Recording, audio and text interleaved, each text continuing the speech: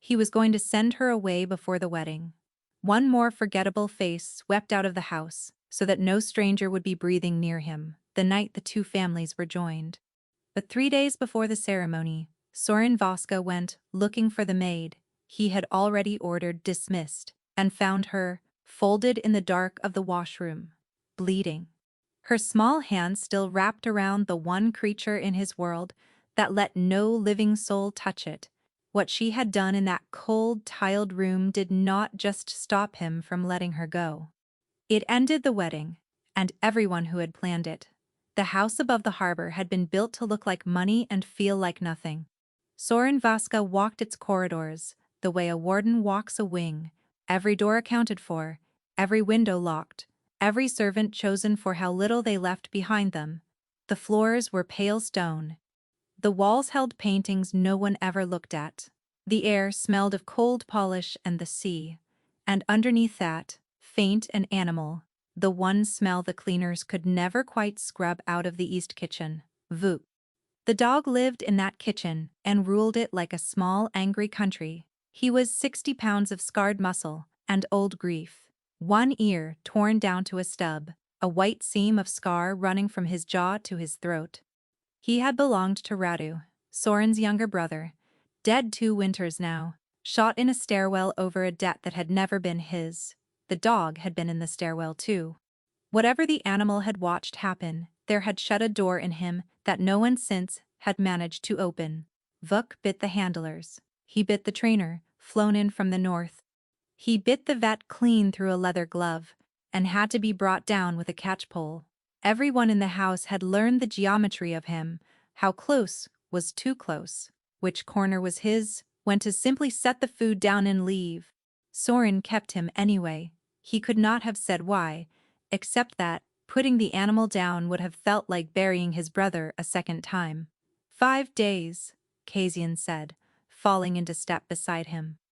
The majordomo was neat, gray at the temples, soft in the voice, the kind of man who remembered which glass each guest preferred, and which enemy each guest had buried. The Draza girl's people arrive Thursday to walk the rooms. Her father wants the toast held in the long gallery. Then, hold it in the long gallery, and the staff. Soren stopped at the tall window. Below, the rain came down on the harbor in gray sheets, blurring the cranes and the black water into one moving thing.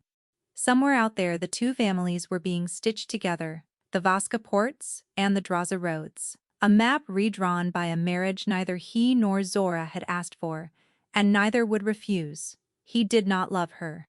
He had met her 4 times and could not have described her laugh. That, he had been told, was the strength of the arrangement. Nothing to lose meant nothing that could be used against you. Thin them, Soren said. Anyone hired inside the last year goes before Thursday. I don't want a single face in this house on that night that I haven't known longer than I've known the Drazas. Pay them out. Quietly. Kasian inclined his head. The new girl as well? The one from the Dovak quarter. Turuk. I don't know her. That is the point. She's careful with the silver. She is a stranger, Soren said. 5 days before I open my doors to people who would be glad to see me dead. He turned from the window. Let her go. Kasian made a small note in the leather book he carried everywhere and said nothing more. But something crossed his face as he wrote there and gone, smooth as oil closing over a dropped stone. That Soren, had he not been thinking about the gallery, and the toast, and the long gray rain, might have stopped to name. He had a wedding to survive. Vesna Toruk had made an art of being unremarkable. She kept her eyes low and her steps small. She dropped things, a cloth, a spoon, a stack of folded napkins, often enough that the rest of the staff had stopped watching her, because a clumsy woman is a boring woman, and boring women are not looked at, not questioned, not asked for papers they do not carry. It was a performance she had refined across 3 countries. Her hands, when no one could see them, were quick and certain.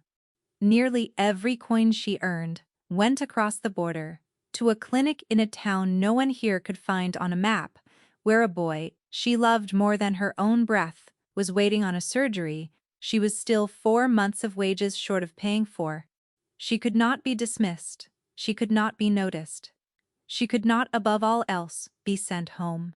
So when the head cook pushed a bucket and a bottle of dog wash into her arms that evening and said, "The animal stinks and not one of us will touch it. You're new, you do it," Vesna only nodded and lowered her eyes and went, because arguing was a thing that noticed people did. No one had told her about the dog.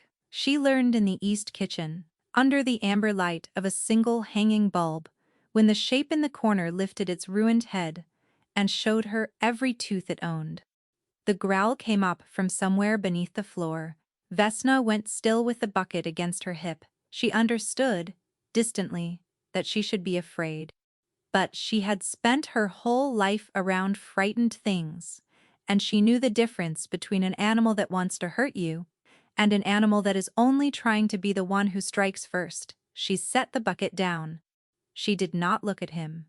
She lowered herself onto the cold tile a body's length away, facing the cupboards, instead of the dog, and she began, very quietly, to talk, not words that meant anything, only the low, tuneless murmur she had once used over a hospital cot, the sound of a person with nowhere else in the world she needed to be.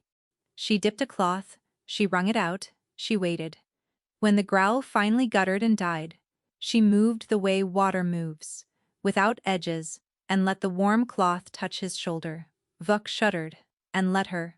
She washed him the way you wash something that has been hurt slowly, over the better part of an hour, talking the whole time, easing the cloth along the torn ear and the long throat scar and the ribs that flinched under her fingers. The grime came off him in gray ribbons. Underneath was a brindle coat. No one had gotten near enough to clean in longer than that kitchen could remember. The dog leaned his terrible weight into her hands and let out a long breath that seemed to empty him of something. And Vesna, who had not been touched with any kindness by a single soul in longer than she cared to count, felt her own eyes sting and blinked it back hard. Noticed people wept. She wrung the cloth again. She never heard the door. Soren had come down for the account books the cook kept in the pantry and stopped in the dark of the hallway, because the kitchen was making a sound he had never once heard it make. It was quiet. He looked through the gap in the door and saw the untouchable animal, his brother's dog, the single grief the entire house tiptoed around, lying half across the lap of a small woman in a gray uniform, his blunt head resting on her knee, his eyes closed. She was murmuring to him. She was smiling, though she seemed unaware of it, the way people smile when they are certain no one is watching. Something turned over in Soren's chest that he had walled up the winter. He buried his brother and had meant never to feel again. It frightened him more than any gun ever had. He stepped back into the dark before she could see him. His voice, when he found Cassian at the end of the corridor, came out rougher than he intended. The new girl, Torok. He did not understand why his heart was striking his ribs like this. Don't let her go. Not yet. Daxian's pen paused above the leather book. You said, I know what I said. Soren was already walking, already angry with himself, already unable to stop it. Keep her. The wedding was 4 days off, now, and the house had filled with strangers Soren had approved, and still did not like. Florists, a sommelier, 2 of Zora's cousins measuring the long gallery with their eyes. He spent the day saying yes. Yes to the seating, yes to the wine, yes to the placement of the few guards he was permitted to post at his own wedding. By afternoon, the headache he had carried for a week had settled behind his eyes like a coal. Zora Draza came at noon to see the gallery. She was tall and composed and entirely unbothered, and she walked the room where they would be married like a woman inspecting a property she had already bought. The light is good, she said. My father will want to speak before the toast. 10 minutes, no more. She did not ask how he was. He did not ask her. They stood a careful yard apart, 2 people folding 2 empires into one, and when she left, she touched his sleeve once. The way you touch a door to check that it is locked. He felt nothing. He had been promised he would feel nothing. And, so far, the promise had held. Vuk would not eat. Dux Bijan mentioned it the way he mentioned everything, softly, in passing. The animal had refused his bowl 2 mornings running, and had taken to standing at the cellar door with his hackles up, a low sound rolling in his chest that did not stop. "The girl is the only one who can get near him now," Kajin said. And there was something beneath the words dry and cool that Soren was too tired to hear. He eats from her hand, or he doesn't eat. So Soren went down to the East Kitchen himself. Because a dog that will not eat is a dog that is dying, and he had already buried everything of Radu's that he meant to. Vesna was there, crouched in the corner with a saucer, coaxing. She scrambled up when she saw him, and dropped the spoon. It rang on the tile too loud, and lowered her eyes and said she was sorry, sir. She would clean it, in the flat, careful voice of a woman who had learned that apology is a kind of camouflage. But the dog crossed the kitchen and set himself between her and the cellar door, and looked at Soren, and then looked deliberately down the dark of the stair. "He won't take food from anyone else," Vesna said, eyes still down. "But he won't take it from me either, unless I open the tin in front of him first. He watches the bowl now." A pause. He didn't used to watch the bowl. Soren looked at her, then really looked, the way he had not bothered to before. A small woman with chapped, careful hands.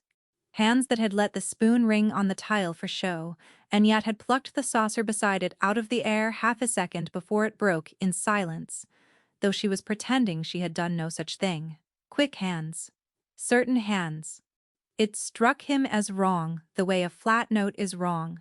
And then Zora's cousin called his name from the gallery above, and the thought slid off him and was gone. "Feed him, whatever he'll take," Soren said. He crouched, once, and held out his hand.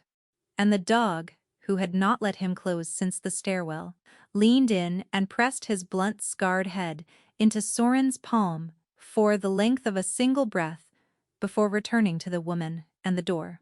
Something came loose in Soren's chest. He stood too fast to feel it land. At the foot of the stair, Vesna spoke again, lower, to his back. "Sir, there was a man in the lower cellar last night, bringing crates for the toast," Kasian said. "But he didn't come in through the kitchen door. And the dog—" "There are 40 strangers in my house today," Soren said, not unkindly. "Already climbing. By Friday there will be 300. He did not turn around. "Bolt the cellar if he frightens you." He felt the unease all the way up the stairs. The dog at the bowl, the man who hadn't used the door, the flat little voice saying he watches the bowl now. He told himself it was nerves. That night he lay awake in a bed the size of a raft, and listened to the house settle, and twice he almost rose to go down and ask her what she had seen. Twice he did not. There was a rehearsal in the morning, a father-in-law to flatter, and a truce to keep from unraveling. A man in his position could not go chasing the nightmares of the help through his own cellar 4 days before he opened his doors to men who wanted him dead. He had a marriage to get through alive, and an old grief that had chosen this week to start breathing again. And he had no room left in him for the fears of a maid he had, only yesterday, been ready to pay off and forget. He would remember this moment later. He would remember every single stare. The next morning, Vesna Torak did not come up to open the kitchen. And, far down the sleeping length of the house, in a part of it the family never went, Vuk began to howl. Soren heard it before he understood it, a sound the house had never made in all the years he had owned it, rising up through the floors, raw and cracked and endless. Not a bark. A howl. The kind of sound an animal makes standing over a body. He was on the service stair before he had decided to move. The morning crew scattered out of his path. None of them seemed to know where the sound was coming from. Up here, among the marble and the cut flowers and the folding chairs stacked for the toast, it had no direction. It was simply everywhere, thin and terrible, threading through the walls. He followed it down past the kitchen, dark and unopened, past the pantry, down the narrow back stair into the part of the house that had been built long ago for people who were not meant to be seen. Low ceilings, bare bulbs, doors with no brass on them. The air changed as he went, colder, older. The stone sweated. He could smell the industrial bleach they use down here, sharp enough to sting. He had not been down these stairs since the winter Radu died. He had stood at the top of them once that year, and found he could not make his legs carry him lower, because the lower house had been where the two of them hid as boys when their father's temper filled the rooms above. And to walk down into it grieving had felt like walking back into a childhood that had a live brother in it. So he had stopped using it. He had let the dark parts of his own house go unvisited rather than feel that. Now he took the steps, two at a time, and the old smell of the place reached up to meet him, damp stone and cold iron, and it did not comfort him at all. And underneath the bleach, something else. Something he knew, the way he knew his own pulse. Copper. He stopped with his hand on the wall. For one long moment, the trained animal in him, the part that had kept him alive for 38 years, told him to draw the pistol under his coat and call for Bogdan, and go up, not down, because a smell like that in a house like this, 3 days before a wedding like his, was not an accident. He drew the pistol. He did not go up. At the bottom of the stair, a shelf of folded linens had been knocked, half off its brackets, sheets spilling to the floor in a white slide, and one of them had been dragged partway down the corridor and left. There had been a struggle here. He saw it. The way he read any scene, fast, cold, complete. Something heavy had gone into the shelving, a heel had skidded and torn, a black scuff across the tile, and caught on the splintered corner of the bottom bracket. Fluttering slightly in the draft from the stair was a small torn square of gray cloth, the gray of a maid's uniform. He did not stop to take it. He was already moving. The corridor turned toward the old washroom, the one with the deep sink and the floor drain, where the household laundry had been done before the new machines came. The howling was coming from there. And now that he was close, he could hear, underneath the dog, something smaller, a voice. Low and tuneless and exhausted, the same murmur he had heard through a kitchen door 2 nights ago, except that now it kept breaking off. And each time it broke, he heard the dog's claws scrabble against wood. Frantic, and then the voice would come again, gentling, telling the animal to hush. Soren's mouth had gone dry. He came around the last turn, and the floor told him the story before his eyes could refuse it. An overturned bucket. Water spreading gray across the tile, and running out from the seam of the door, ahead of him a thinner line, darker that the water was carrying and thinning as it went, pink at its edges, red at its heart. A cloth dropped and forgotten. And low on the wall, at the height of a hand that had been reaching for something to hold, a print, fingers, drawn downward, drag marks. Someone had crawled here. Someone had crawled here and pulled the door shut behind them, so the rest of the house would not find them. Vesna. Her name came out of him strange and cracked. It was the first time he had ever said it aloud. The voice inside stopped. Even the dog went still. Then the scrabbling started again. Wild now, and a body threw itself against the far side of the door. Not hers, the dog's. 60 pounds of him over and over. And Soren realized with a lurch that Vuk was not trying to keep him out.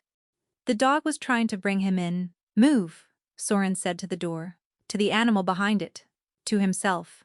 Move, Vuk. Good, move. He put his shoulder to the wood. Something had been dragged against it from the inside. The deep sink's loose panel, a mop bucket, whatever a person with no strength left could reach, and it gave grudgingly an inch, then another, the dog shoving back from within to clear the way, and the copper smell rolled out, warm and thick and unbearable. And the bare bulb over the sink swung on its wire, throwing the small tiled room into a lurching, sickening light. He got his head and one shoulder through the gap. And then Soren Vaska, who had watched men die without his heartbeat changing, who had put his own uncle in the ground and slept that same night, stopped breathing entirely at what the swinging light showed him on the floor of his own washroom. She was wedged into the narrow gap between the deep sink and the cold wall, folded down small the way a hurt animal makes itself small, as if the corner could be trusted to guard one side of her when nothing else would. She was not dead. She was working very hard at staying that way. She had her back against the wall and her legs drawn up, and both hands pressed flat against her left side, low, under the ribs, where the gray uniform had gone dark and heavy. She had tried to bind it herself. He could see the strips she'd torn from her own hem, wound clumsily around and tied off, already failing and doing almost nothing. Her face was the color of ash left in a grate. Her lips had no color at all.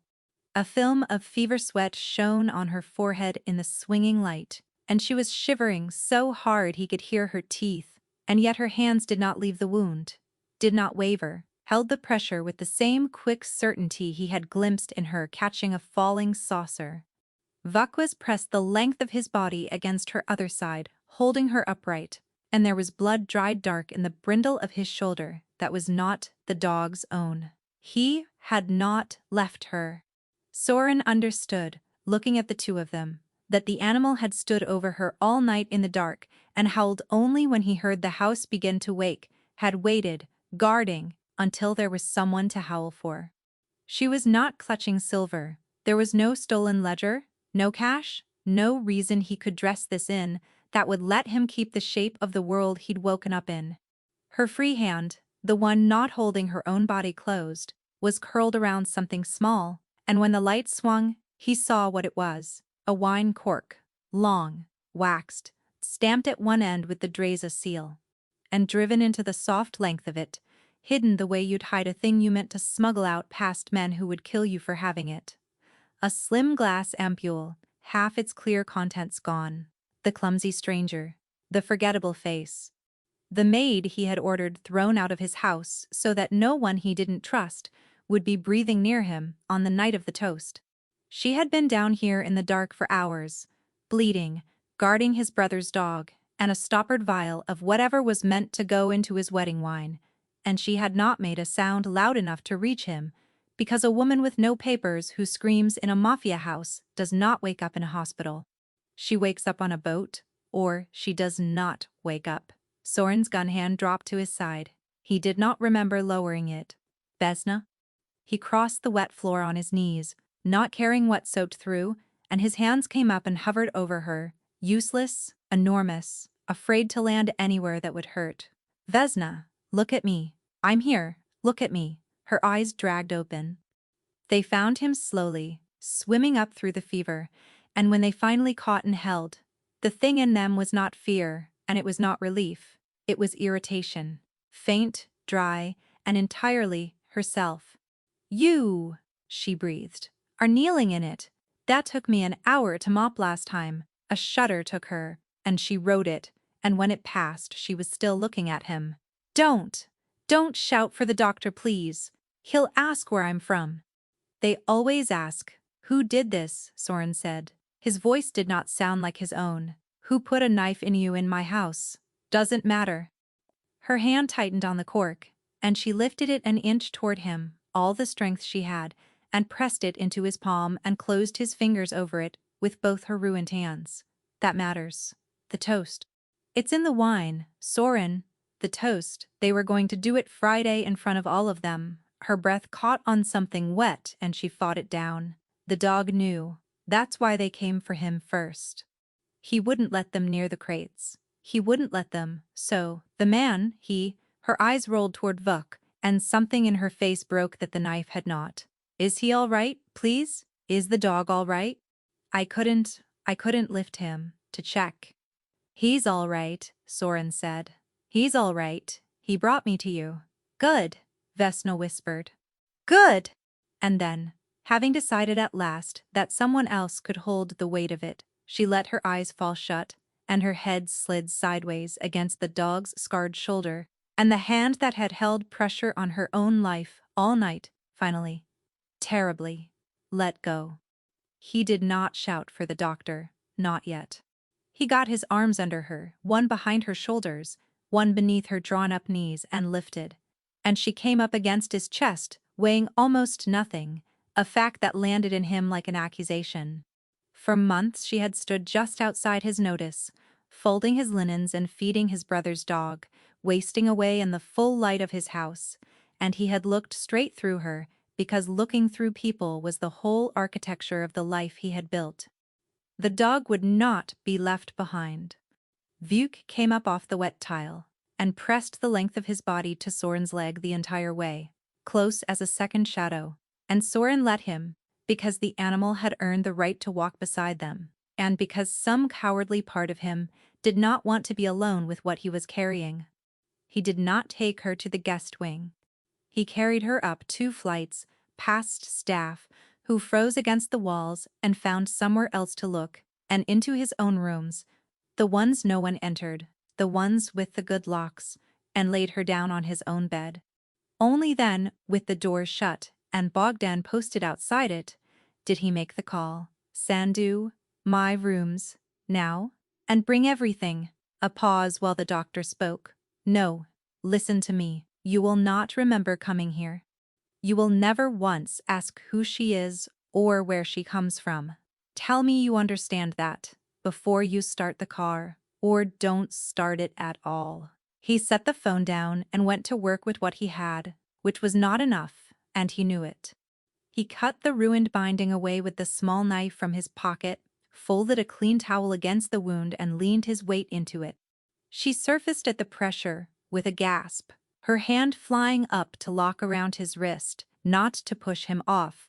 He understood after a moment, but simply to hold on to something that was not the dark. "Stay awake," he said. "Talk to me. You're good at telling me things I don't want to hear. Do it now." A sound came out of her that might have been a laugh in a body with more to spare. "Now you want to listen. Now, I want to listen." So she told it to him in pieces, between the shivers, her voice a thread he had to lean close to catch. She had seen the man twice. The first time was 2 nights ago, only a shape in the lower cellar with a work lamp and a little roll of tools. Enough to frighten her, enough that she had tried the next day to warn him and been waved off like a fly. Last night she had gone back down to be certain, mopping the lower corridor after the house slept, because the day staff always left it for the new girl. This time she saw him clearly, crouched over the wine crates, working a needle into the corks one by one, patient as a tailor. The dog had come down the stair behind her and lost his mind. That was her mistake. She had gasped. And the man had heard her, and after that it was very fast. The knife, the scramble in the dark, the cork that had rolled loose and that she had closed her hand around without deciding to, and then could not let be found on her body, because a thing like that found on a maid gets the maid buried with it. "Why not come to me?" Soren said. His jaw was so tight, it ached. "You knew. You could have come up the stairs and put it in my hand 2 days ago. And said what?" Her eyes came open, fever-bright, and fixed on him with the flat, clear intelligence he had mistaken for dullness for half a year. "A clumsy foreign maid with no papers, accusing your own majordomo. The man who has poured your father's wine for 30 years. Whose word do you take, Soren? Be honest. You had already signed the order to throw me out." I heard Kajun read it back to himself in the pantry, pleased. She swallowed, and it cost her. "I did not need you to believe me. I only needed to keep it out of the wine and keep it out of sight until I could get it to someone who would. I was going to slide it under your door tonight. I did not plan on bleeding this much." "You should have screamed," he said. "The whole house would have come." "The whole house," she repeated, "is exactly what I could not afford to bring." And then, because the fever had worn through the wall she kept between herself and everyone, she told him the rest, the part she had never told a soul. On this side of the border, there was a boy, her brother, Milo, 9 years old, with a heart that had been built wrong, waiting in a clinic in a town Soren would never be able to find, On a surgery she was 4 months of wages short of paying for. She was all the boy had. A woman sent home in disgrace does not wire money from a cell. A woman on a boat does not wire it from the bottom of the harbor. So I am careful, she whispered. I drop the spoons.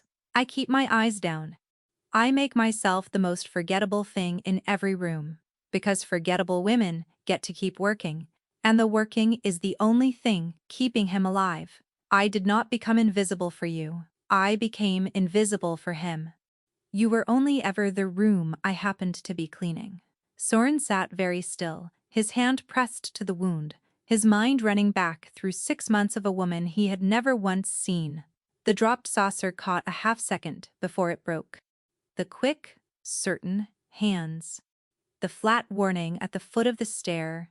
There was a man in the lower cellar that he had waved off the way a man waves off a fly, because he'd had a wedding to survive, and no room in him for the fears of the help.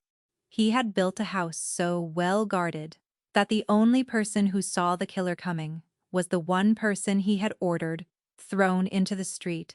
I ignored you, he said. It was not an apology. He did not know how to make one. It was simply the truth, laid down between them.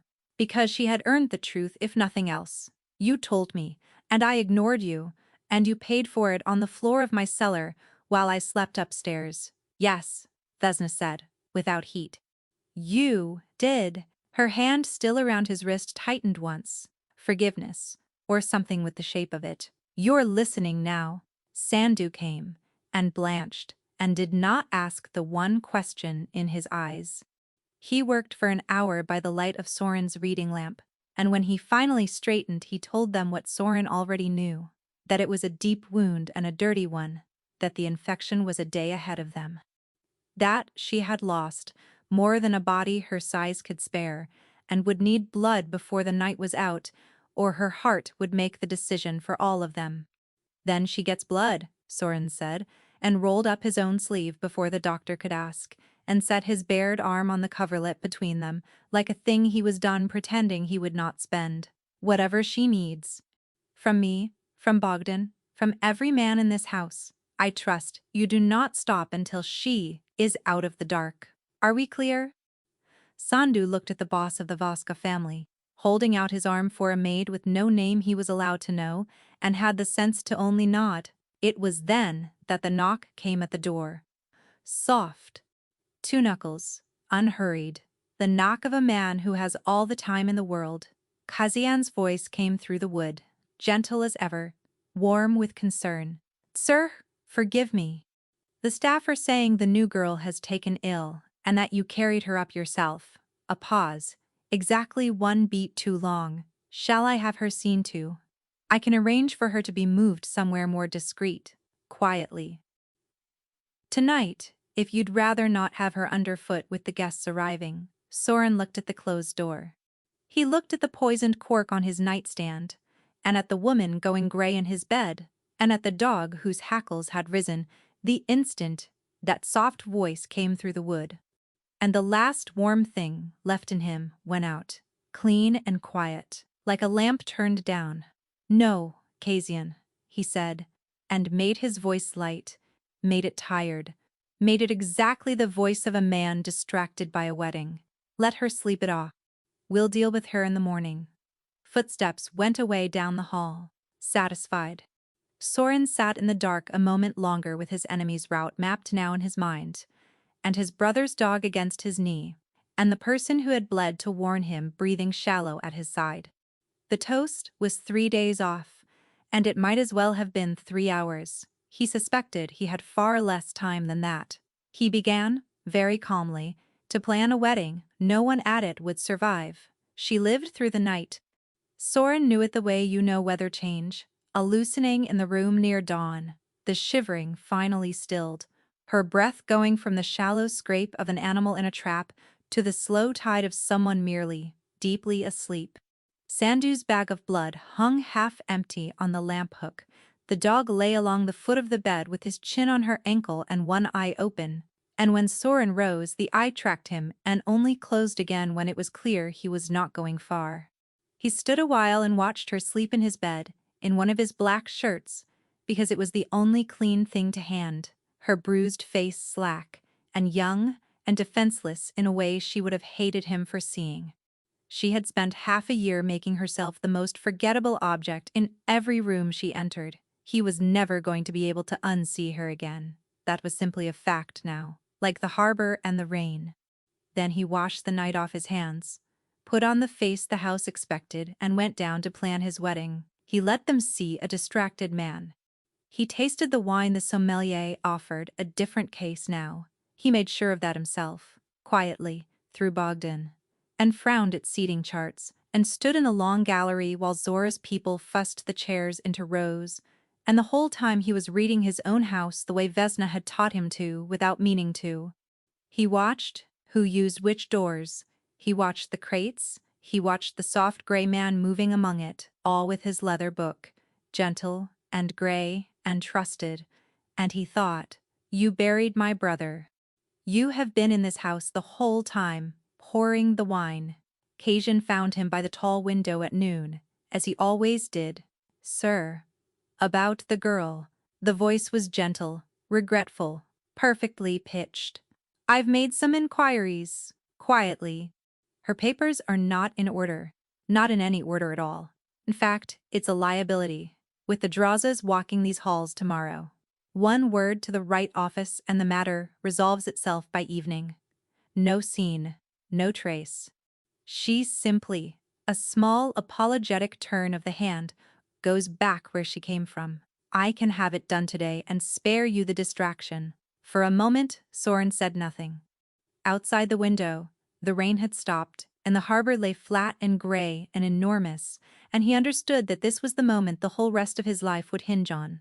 That he could nod, and let this soft man make her disappear cleanly, and marry into the family that had killed his brother, and go on being the well-guarded, hollowed-out thing he had spent 2 winters becoming. It would be the safe move. It would be the move a careful man made. "No," Soren said. Kasian's pen paused over the leather book, exactly as it had the night in the corridor. "Sir?" "She stays." Soren turned from the window and let the major domo see his eyes, and did not trouble to keep the cold out of them any longer. "She is under my protection. Her papers are my concern now, not the state's, and not yours. No one moves her, no one touches her, no one so much as says her name in a room I'm not standing in." He let a beat fall, deliberate the way Kasian himself doubts silences. "The girl who feeds my brother's dog is worth more to me than every guest arriving tomorrow. Remember that. Write it in your little book." The blood went out of Kasian's face by degrees, the way water leaves a basin. He was too old and too clever to protest, too practiced to let more than a flicker show. He inclined his head. "Of course, sir. Forgive me. I only thought of your convenience." "I know exactly what you thought of," Soren said, "and let that be all." He watched the man withdraw down the gallery, the neat gray back, the unhurried step, and he knew he had just thrown the first punch of the war days, before he'd meant to, and he did not regret it. Some things you do not do quietly to buy yourself an advantage. Some lines you draw out loud, so that the man on the other side knows the exact moment the ground shifted under him. He had chosen. Not the alliance, not the ports, not the smooth, safe merger of 2 empires. Her, the maid with no papers, and a dying brother and hands that caught things before they broke. He had decided he would burn the whole careful architecture of his life to the studs before he let anyone carry her down to the harbor, and the deciding did not feel like weakness. It felt like waking up cold and clear after 2 winters asleep. Across the gallery, screened by the bustle of florists and folding chairs, Kasian stepped into the small telephone alcove off the pantry, set down his leather book, and drew out a phone. Soren's people did not know he carried. His hand, for the first time in 30 years of service, was not quite steady as he dialed the private number of a Merrick Draza. The plan was blown. The girl was alive and talking, and the wine was changed, and the boss knew. There was only one card left to play, and it had to be played tonight, before the Vaska dog could set his trap. The wedding was not going to wait until Friday after all. By evening, she was lucid enough to be furious about it. Soren came up from the gallery to find her fighting her way upright against the headboard, gray with the effort, while Vuk planted himself on the coverlet and growled low at every inch she gained, as if he could bully her back down into the pillows. "Tell your dog," she said through her teeth, "that I have been unconscious in a strange man's bed for a day, and I would like to know whether I still have a job, a lung, and a country in that order." "You have all three," Soren said. "Lie down." "I will not lie down. I can feel myself getting stupid again, and there are things in my head that you need before I lose them." She caught his wrist when he reached to ease her back, and her grip, though weak, did not waver. "Listen to me while I can still be useful, please. If I am only a body in your bed that you have to guard, then I am just another thing you have to protect. And I have never in my life been that, and I am not going to start tonight." So he stopped trying to make her rest, and pulled the chair to the bedside, and listened, really listened, the way he had promised her in the washroom he would learn to do. She had a mind like a ledger. It turned out. She had not simply stumbled onto the man in the cellar. She had watched him for a full minute from the dark of the stair before the dog gave her away, and she had catalogued everything, because cataloging was what a careful woman did to stay alive in houses that could kill her. He had come at 2 in the morning. He had not used the kitchen door, nor the tradesman's, nor any door with a lock the house kept keys to.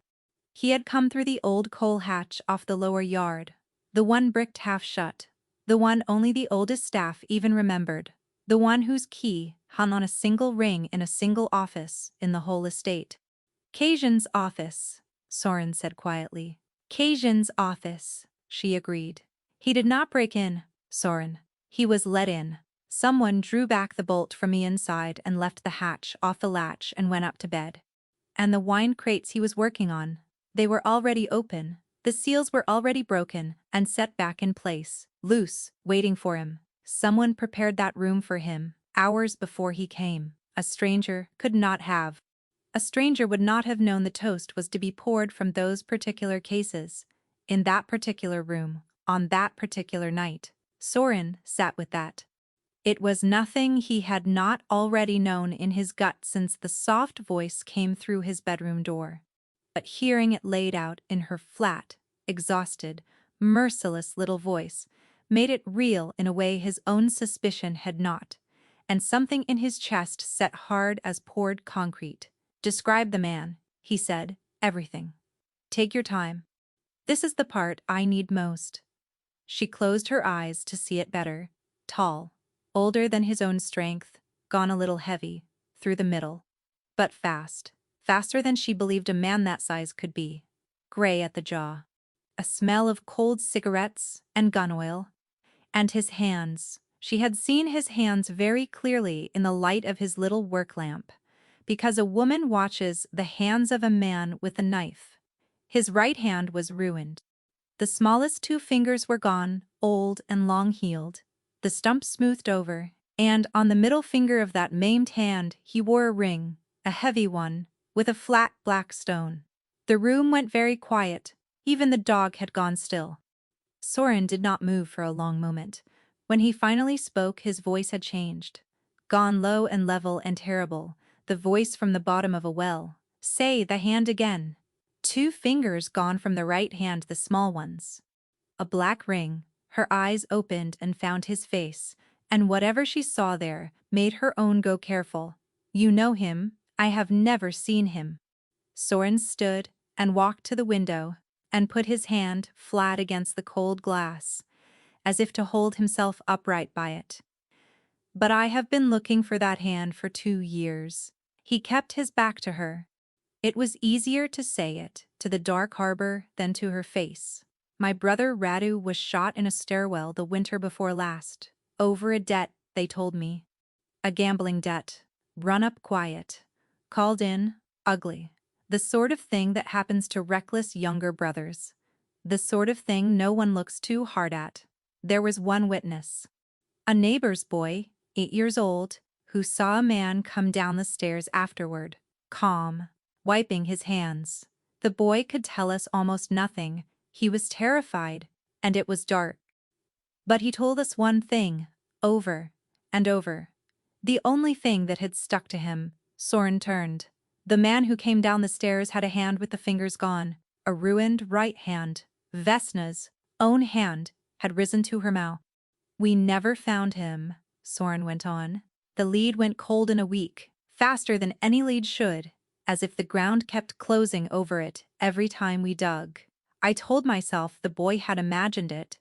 I told myself Radu had been a fool with a debt, and that was simply the price of being a fool.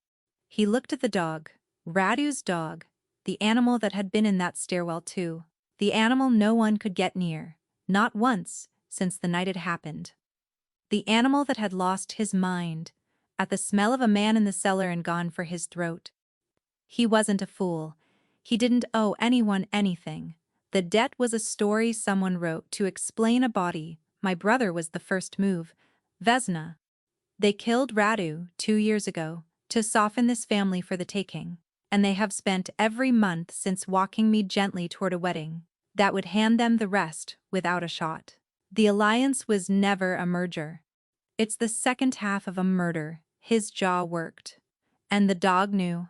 The dog has known the whole time. The only witness left who could point at that hand across a crowded room. So of course they came for him first. Kill the animal, and no one at the toast would ever know the man pouring the wine was the same man who came down my brother's stairs. Soren. Her voice was very small. The dog didn't only survive the stairwell. She was looking at Vuk, and her eyes were wet. He remembered all that time, in a house full of people who couldn't understand why he wouldn't be touched. He was the only one who knew, and he had no way to tell you. He has been guarding the truth alone this whole time. That's not a broken animal. That's the most loyal thing in your house. Soren crossed the room and knelt by the bed, and put one heavy hand on the dog's scarred head. And for the first time since the winter he lost Radu, he let the animal feel his grief instead of hiding it from him. Vuk leaned into it, and Vesna, watching a mafia boss and a fighting dog, mourn the same dead man on the edge of a blood-stained bed, turned her face into the pillow so that neither of them would see that noticed people were not the only ones who wept. For a moment the room held nothing but the rain returning against the glass and 3 creatures breathing. Then Soren, still kneeling by the bed, said the thing he had been carrying since the washroom without knowing where to set it down. You are not going back.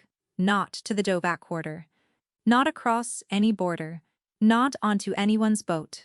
Whatever happens in this house, tonight, that part is already finished. Your brother's surgery is paid for. I made the call this afternoon while you slept, to a clinic that will not ask which office sent the money, and there is a name going onto a document that the state will believe is yours. You will hate that. I did it without asking. Hate it later. He held her eyes. Tonight, I only need you to understand there is nothing left they can take from you by sending you away, because there is nowhere left for them to send you. Vesna stared at him. For the first time since he had known her, the careful woman had no catalogue for what sat in front of her. No flat word ready. Nothing at all. Why? She managed. Because you saw a killer's ruined hand in the dark, Soren said. And I saw a maid drop a spoon, and only one of us was looking at the right thing. I am done being the fool in this house. The door opened without a knock. Bogdan Broad, unhurried, the one man in the house Soren trusted with his back, filled the frame, and his face said the rest before his mouth did. Cars on the coast road, boss. 6 of them. Running dark. Draza plates on 2. The rest scrubbed. He glanced at the woman in the bed and did the math, and his voice dropped. They're calling it the rehearsal. Arriving a day early. All smiles. Gifts in the trunks. But I put eyes on them coming through the gate, and those aren't cousins in dinner jackets. That's a crew. 30 men, maybe more, and they're not here to taste the cake. Tonight, Soren said. It was not a question. He had known since noon, since the moment at the window when he let the mask drop and made it plain the girl would stay. That had been his message. This was their reply.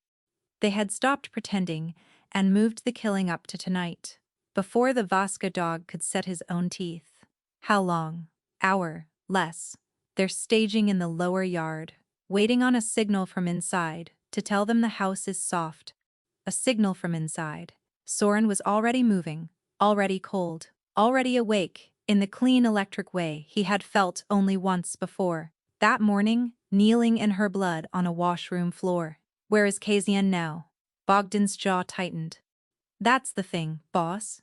I came up to tell you the cars, but I passed the East Hall on the way, and the doctor's already gone home for the night. I let him out the gate myself an hour ago. He paused. So, I don't know why Kazian is down the East Hall right now, outside this wing, telling my man on the door that he's brought fresh dressings up from the pantry. For the girl says you asked him to. The blood in Soren's veins turned to something slow and freezing. He was at the door and through it before Bogdan finished, down the corridor with the pistol already in his hand. And there in the pool of lamplight outside the wing stood Kazian, gentle and gray and smiling, a folded white cloth over one arm and his other hand tucked out of sight in the pocket of his coat. He had gotten past the first guard, with 30 years of trusted service and a warm word. He was 6 feet from the door behind which Vesna lay. He was not 6 feet from the dog. Vuk had come off the bed and down the hall like something out of the ground, low and silent and absolute, and he hit Kazian at the wrist of the hidden hand just as it came clear of the pocket. And the thing the majordomo had been carrying, a slim-capped syringe meant to finish quietly what the knife had started, spun away across the marble and rolled to a stop against Soren's shoe. Kazian went down under 60 pounds of the one creature in the house that had never once been fooled by him, with a strangled cry, and Bogdan was on him a half-second later, and it was over before the guard on the door had finished drawing his weapon. Soren stood over the man who had poured his father's wine for 30 years, who had read him the dismissal order in the pantry with pleasure, who had drawn back a bolt in the dark and let his brother's killer into the house twice over. He did not shoot him. He wanted him alive, and he wanted him afraid, and he wanted him kneeling in the long gallery when the rest of it came apart. Bind him, Soren said. Gag him. He walks into the gallery on his own feet later so the Drazas can watch their signal fail in person. Take the syringe. Sandu will want to know exactly what it is. Then he crouched by the bound man and drew the gag down just far enough. Kazian's calm had finally deserted him. Sweat stood at his gray temples, and his eyes moved too fast. 30 years, Soren said, almost wondering. You held my father's coat. You taught me which fork to use. You read me the order to throw her into the street. And you enjoyed it. They owned me, Kazian whispered. Radu found the first thread of it, a little skimming from the dock accounts, nothing. A servant's greed, and the Drazas found it too. And after that, I was theirs. Your brother was going to tell you. That was the whole of his debt. Soren, the only thing he ever owed anyone. He knew what I was. So they killed him, Soren said. And you drew back the bolt and went up to bed. He pressed the gag home again. You'll tell it all once more in the light, where it costs you everything. It's the last useful thing you will ever do. He rose and did not look at him again. Then he went into the room and shut the door, and turned to the woman who had, somehow wounded and bloodless, dragged herself half off the bed to reach the drawer where she'd guessed he kept a weapon. Of course she had. She had never once waited to be saved. They're here, she said. It was not a question either. They're here. He crossed to her, and, because there was no time, and because he had stopped pretending he would not, he took her face in both his hands, careful of the bruises. Give me the last of it. Everything you have. Which of my own men did Kazian buy? Her careful eyes had catalogued that too. 3 names. Where they'd be posted tonight. The corner of the lower yard she'd seen money change hands in. Twice. Through the small, high window she cleaned on Tuesdays, because no one else would climb for it. She gave it all to him in 90 cold, precise seconds, the most valuable 90 seconds anyone had ever handed him, and when she was done, he knew exactly how the trap was meant to close on him, which meant he knew exactly how to turn it inside out. He found Bogdan in the corridor and gave it to him fast and low. The three bought men, leave them standing at their posts, watched, harmless. A guard who believes he is the trap is only a door you happen to control. The crew in the lower yard was waiting on a signal that the house had gone soft, and they would get one in Cajun's own name, from Cajun's own phone, drawing them up through the service passages, certain the way was clear. Up through the narrow stone corridors of the old lower house, the part of the estate the family never went, where 30 men in dinner jackets would find themselves strung out in single file in the dark, with Soren's real people above them and behind them. They chose a wedding for the crowd, Soren said. 300 guests to swear the Vaska dog was killed by his own men. We take the crowd away from them. No gallery, no witnesses, but the ones who already know. We meet them in the cellar, where they sent their man to poison my brother's dog, and we finish it. There in the dark, Bogdan's hard face almost moved. And the old man? Emeric? Emeric will come up top, smiling, with the gifts in his arms, so that he is seen arriving clean, while his crew does the ugly work below. Soren thumbed the magazine and seated it. Leave Emeric to me. He set a pistol in her lap and closed her hand around it, the way she had closed his, around the cork. Bogdan stays outside this door. The dog stays in here, with you. It's locked from the inside and there is no other way in that I do not know about. If that door opens and it is not my voice you hear first, you empty this into whoever comes through, and you do not apologize, and you do not hesitate. Say it back to me. If it isn't your voice, I shoot. Her fingers curled around the grip. Then, because she was who she was, Soren, I have already spent years keeping one person alive from a distance. I don't have it in me to plan another funeral. Her voice cracked. Just once, and she hated it. He could see her hate it. Don't make the dog wait at another door. Something moved through him that was too large for the 90 seconds he had.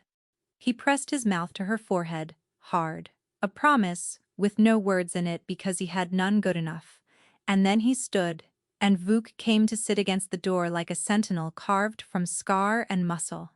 And Soren Vaska walked out of the room to meet the men who had killed his brother and come back, arrogant, to finish the family in its own house. Behind him the lock turned, ahead of him the gallery blazed with light, and the first of the smiling Drazas were already coming up the front steps with gifts in their arms and murder in their coats. It happened in the dark, exactly as he had promised her it would. The false signal went out in Cajun's name at 9:10. The house is soft, the dog is down, come up. And the crew in the lower yard came the way. Arrogant men always come when they have been told the door is standing open. Up through the old coal hatch, into the narrow throat of the lower house, single file, weapons, held low, the silk of 30 dinner jackets whispering against wet stone. They had planned to do their killing in a gallery lit like a stage, before 300 witnesses primed to believe the family had turned on itself. Instead, they found themselves strung out blind in a passage built for one man abreast, and when Bogdan killed the last of the lights, the passage became ajar with the lid already screwed down. Soren's people took them from the stairwells above and the storerooms behind. The men Vesna's careful eyes had kept off the bought and paid list, the ones who were still his. It was not a battle. A battle needs two sides with room to swing. This was an ambush sprung in the pitch dark, quick, cold, and total, over almost before it had begun. And it ended in the length of time it takes a wedding guest upstairs to finish a single glass of the wine no one had poisoned after all. The 3 men Cajun had bought were taken at their posts without a single shot, each one exactly where Vesna had said he would be standing, each one still believing to the last second that he was the clever hinge the whole night turned upon. They were the easiest work Bogdan's people did all evening. A guard who is certain he is the trap never once thinks to watch the men coming up quietly behind him. Soren went through it, looking for one thing only. Not the crew, not the guns. A hand. He found it near the front, where the best of them had pushed ahead. A tall man, gone heavy through the middle, fast even now, faster than a man that age had any right to be, cutting back toward the hatch when he understood the jar had closed. Soren took him at the turn and put him against the wall, with a forearm across the throat and the pistol under his jaw, and in the stammering light he looked down at the right hand, scrabbling for a weapon it would not reach. 2 fingers gone, the stumps old and smoothed, a heavy ring, a flat black stone, Rurik. The name came from Cajun, bound and kneeling where Bogdan had set him, to watch his own signal fail. His name is Rurik. Soren. I only drew the bolt. I never touched your brother, it was. I know what it was. Soren did not look away from the ruined hand. He was thinking of that stairwell, and an 8-year-old boy who could remember only one thing, and a dog that had spent all that time unable to tell anyone what it knew. He pressed the man harder into the stone. Say his name, my brother. You came down his stairs, wiping your hands. Say it. The man with the ruined hand smiled. Because men like him only have that left at the end. I've come down a lot of stairs, he said. You'll have to be more. And on the last word, the ruined hand stopped scrabbling, found the knife at his belt, and drove it up toward Soren's ribs fast, faster than a man that age had any right to be. But Soren had waited 2 years for that hand to make one wrong move, and he was ready for it, and he was faster. The struggle was short, and the dark took care of the rest. He stood there a moment afterward, breathing the cold and the gun smoke, and felt, not triumph and not peace, only the small, terrible click of a thing that has finally been set back level after a long time crooked. That's for Radu, he said quietly to the dead man, to the dog upstairs, to the brother who had never owed anyone a thing. The dog remembered you. He remembered you the whole time. Upstairs, in the blaze of the long gallery, Emmerich Draza was still smiling. He had done exactly what Soren said he would. Come up top, clean, gifts in his arms, the picture of a father-in-law arriving early, so that whatever happened below could never be laid at his polished feet. He was accepting a glass from a waiter and admiring the flowers Zora had chosen when the doors at the end of the gallery opened and Soren walked in alone, in a shirt gone dark at the cuffs, and the smile on the old man's face, aged 10 years in a single second. The rehearsal ran long, Soren said into the sudden silence. Your crew won't be joining us, neither will the man with the ruined hand. You'll remember him, Emmerich. You rented him 2 winters ago to make my brother look like a fool with a debt. He's in my cellar now. So is Kazian, who drew the bolt for him, twice. He came down the length of the gallery, unhurried, and the few real guests shrank back against the walls, and Zora Draza stood very still by the flowers with the look of a woman watching a bridge she is standing on begin to fall.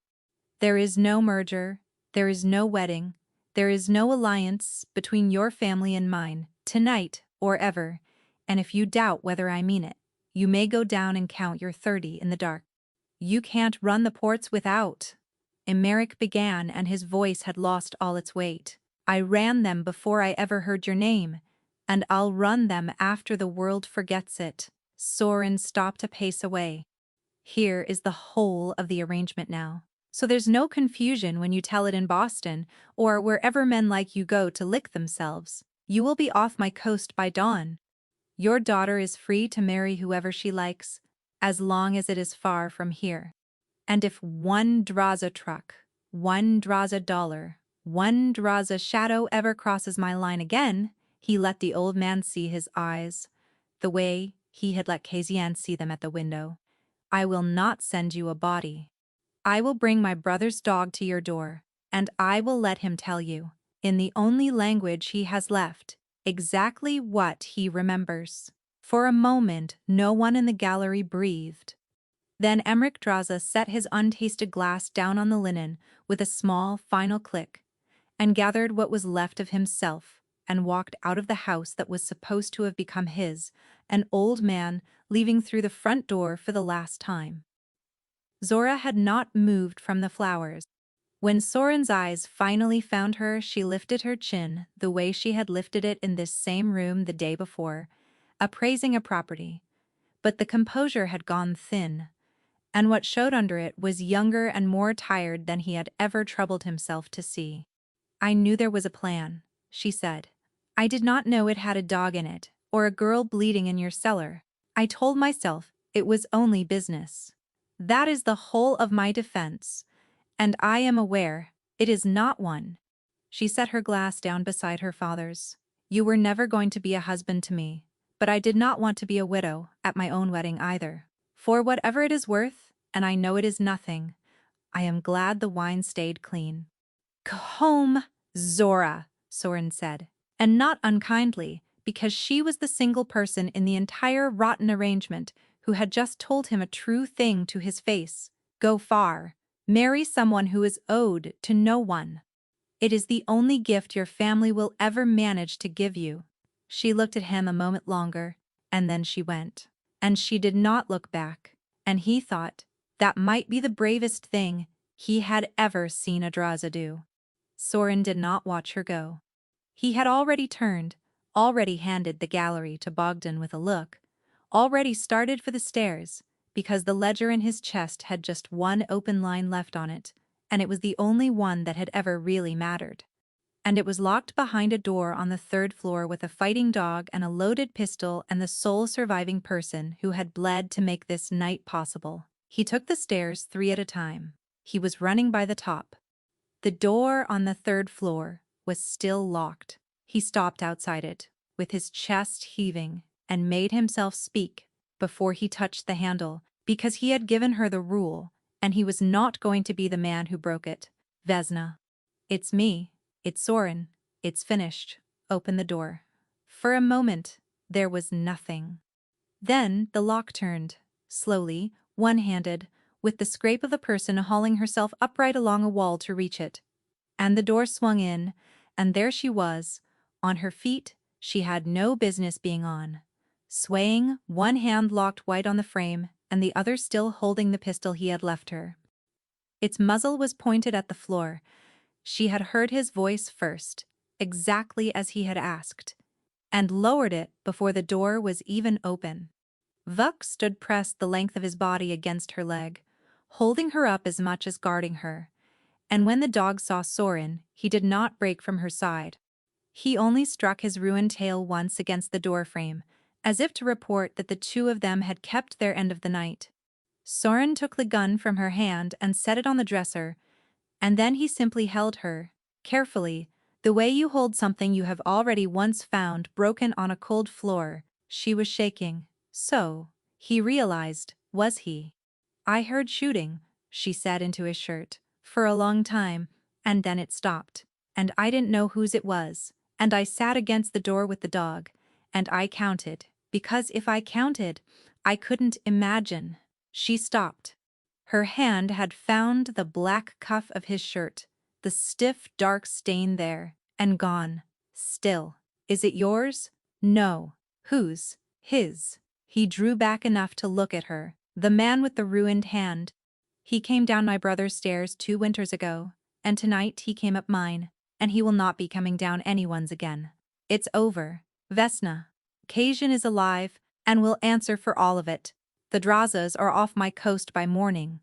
Radu. His voice caught on the name, and he let it, in front of her, because she was the one person he had stopped hiding from. "Radu is paid for.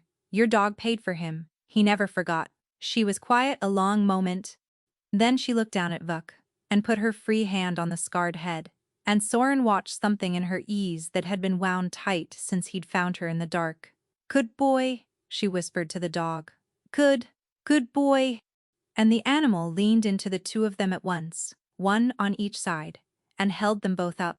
Soren looked around the room, his own room, the one no one entered, the one with the good locks, and found that, tonight, it did not feel like a cell.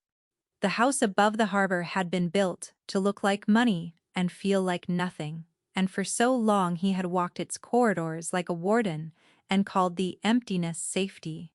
It had taken a clumsy woman, with a bucket and a bottle of dog wash, to show him the difference between a house that is well guarded and a house that is only empty. He had spent a fortune making certain that nothing could ever get in. He had never once noticed that nothing had, not warmth, not noise, not one living thing that wasn't paid to stand there, until she got in sideways, by accident, on her knees, on a cold kitchen floor, murmuring nonsense to a scarred dog nobody else in that house could get near. He got her back onto the bed before her legs gave out entirely. And when she was settled, gray and spent, but alive, he sat on the edge of the mattress and told her the rest of what he had done that afternoon while she slept. The whole of it. Now, not the battlefield shorthand he'd thrown her before the fighting. The clinic across the border had taken the payment in full. Milo's surgery was scheduled for the end of the month. A surgeon Sandu vouched for was already being flown in. And there was a document being drawn up, quietly by people who owed Soren favors older than most governments. A name, a history, a right to stay, all of it real enough that no office in this country would ever again be able to put her on a boat. Vesna listened to all of it without a word, and when he finished, she did not thank him. She looked at him with those flat, clear, catalog-keeping eyes gone suddenly and helplessly wet, and she said, "You cannot just decide a person's whole life for them." "No," Soren agreed. "You're right, I can't." He took her hand, the quick, certain, chapped hand that had caught a falling saucer and held a knife wound closed all night, and pressed a poisoned cork into his palm rather than let it be found on her body. "So decide. Stay because you want to, or take every cent and the papers and the boy and go build a life 1,000 miles from me and never think of this house again. I'll drive you to the border myself. That is a real door, Vesna, and it is open, and no one is standing in it." He turned her hand over in his. "But I am done pretending you are furniture in a room I happen to own. You are not going back down to the servants' wing. You never were. Whatever you decide it as a person I see, not a ghost I look through." For once in all the time he had known her, Vesna Torok did not make herself smaller. She looked at the dangerous, blood-cuffed man sitting on the edge of the bed, asking a maid with no papers what she wanted, as if what she wanted were the axis the whole house turned on, and she let the last of the invisible woman fall away. "I want," she said slowly, testing the shape of the words, as if she had not been allowed to say them aloud in years, "to stay. I want the dog. I want to see my brother's face when he can run without stopping." Her fingers tightened around his. "And I would like, very much, to never mop that washroom again, as long as I live." Soren laughed, a real one, cracked and surprised, out of him the first in longer than he could remember, and pressed his forehead to hers, careful of the bruises. On the coverlet, Vuk sighed the enormous sigh of a creature, finally, at long last off duty, and put his blunt scarred head down across both their knees. The piece held for exactly the length of that breath. Then from the dresser, where he had set it, Soren's phone lit and began to buzz, crawling across the wood. He reached over, without letting go of her, and turned it face up and looked at the screen. A Boston number. Emmerich Draza was not quite finished being taught his lesson. Soren answered it on the second buzz, and put it on speaker, and did not let go of her hand. "You killed my men." Emmerich Draza's voice came through thin and stripped of every ounce of the smooth authority it had carried up the front steps a few hours before. It was the voice of a man standing in the wreckage of a plan, 2 years in the building, staring for the first time at his own mortality. "You have my majordomo's confession and my hired man in your cellar. Do you understand what you've started? This is war. Baska. My family has capital you cannot dream of. You will bleed out inside a year." "It isn't war, Emmerich," Soren said, and his voice was almost gentle, which was worse than any shout. "War is between two families, who each have something the other wants. You have nothing I want.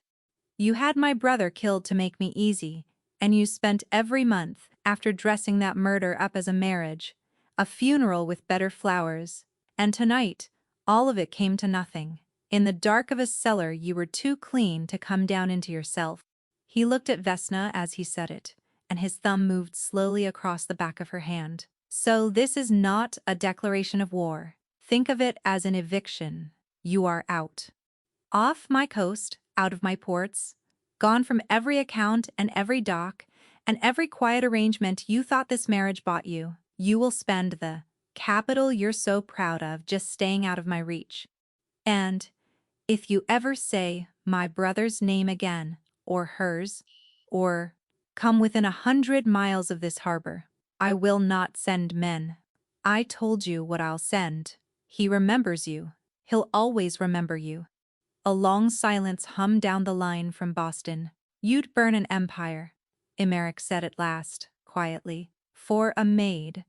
Soren looked at the woman in his bed, bruised, bloodless, stubborn, alive, the only person in the whole architecture of his life who had ever bled to keep him breathing and then been furious about being thanked for it, and at the scarred dog with its head across both their knees.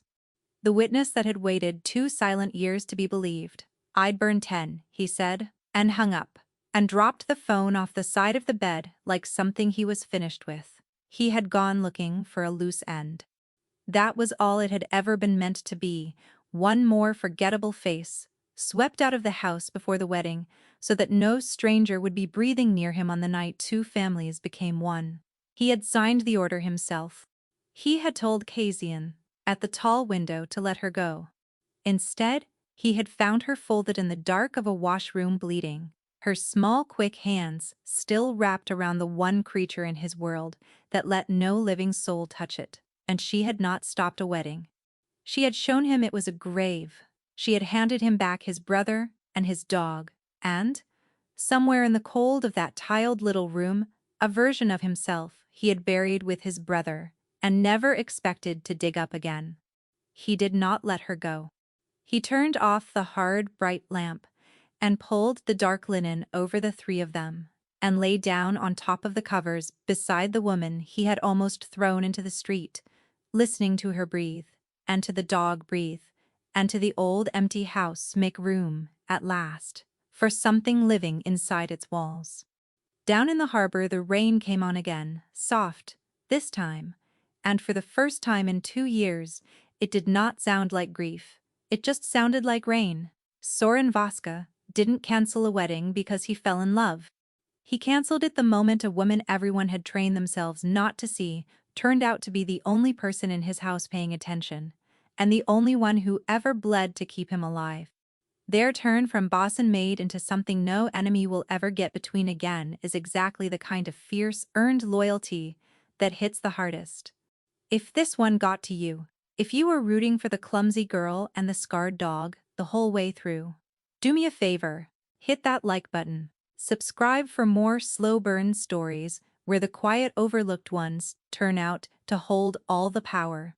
And share this with someone who needs reminding that the person no one notices is often the one worth everything.